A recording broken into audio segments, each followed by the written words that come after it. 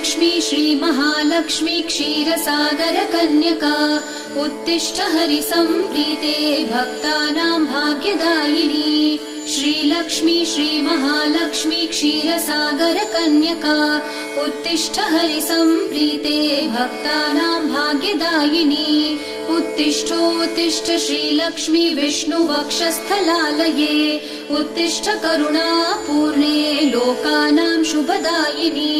उत्तिष्ठोत्तिष्ठ श्रीलक्ष्मी विष्णुवक्षस्थलालये उत्तिष्ठ करुणापूर्णे लोकानां शुभदायिनी।